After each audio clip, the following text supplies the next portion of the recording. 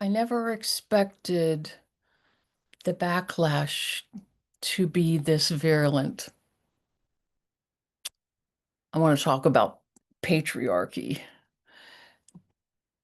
Women made so many advances over the years, the decades, but we just see so many things being dismantled before our eyes. Um, we thought we were dismantling patriarchy. That was um, that was a big deal back when we were marching um, in the days and weeks after the first election of Trump. Um, but now it seems that the pushback from the manosphere has been getting stronger and stronger. And we want to talk about the religious roots of patriarchy because that's an important part of it. Um, in fact, Omnia Institute that has a dismantling patriarchy task force defines patriarchy as the religious legitimization of male supremacy.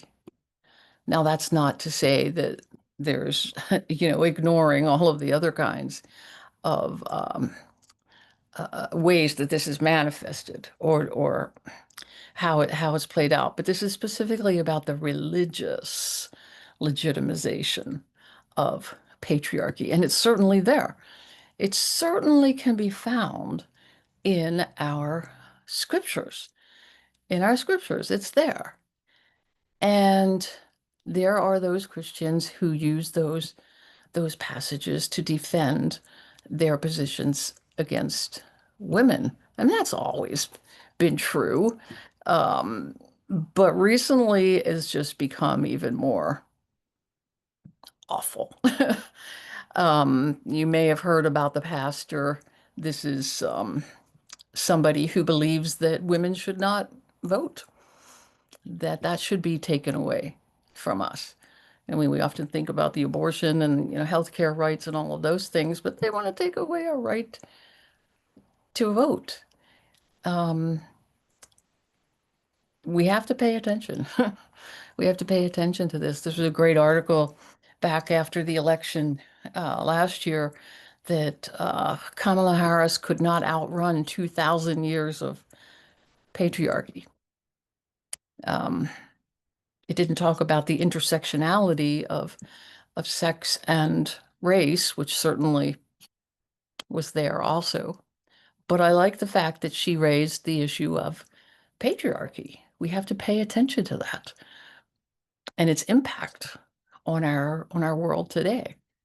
So as Christians, how do we respond to this? How do we respond? And also, I want to talk about how um, we don't want to get into a competition of oppressions that or what about isms, or even to think that patriarchy or dismantling patriarchy is about man bashing or man hating. Certainly, that's certainly not the purpose. Or the fact that women can't buy into a patriarchal structure. There's internalized patriarchy, internalized misogyny. That because our society is so steeped in patriarchal values that many women often unwittingly buy into those structures, those so-called norms. So that's another way we have to think about this. Um, so we need to understand this intersectionality of oppressive systems, but understanding that patriarchy is a huge part of that. And what do we do about the religious roots of patriarchy? Well, we definitely have to work on that kind of thing. And I'm actually part of of a group through Omnia Institute asking the questions, how does patriarchy, the religious basis of patriarchy affect you? And then what changes would you want to see? And I'm asking, I'm asking you, and I hope that you'll put some thoughts into the comments. How does the religious foundations of patriarchy or the religious legitimization of patriarchy or of male supremacy, of patriarchy, how does that affect you as a person, as a woman, as a man, as a transgender person, as a non-binary person, as a religious person, as a not religious person?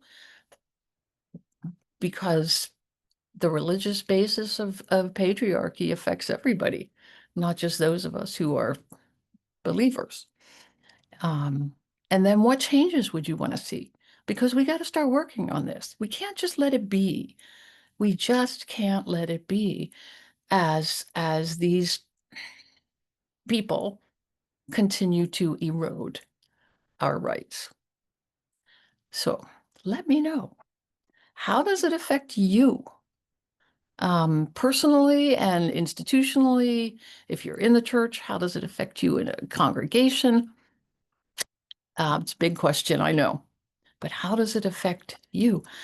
And what changes would you want to see? I look forward to your responses. Thank you.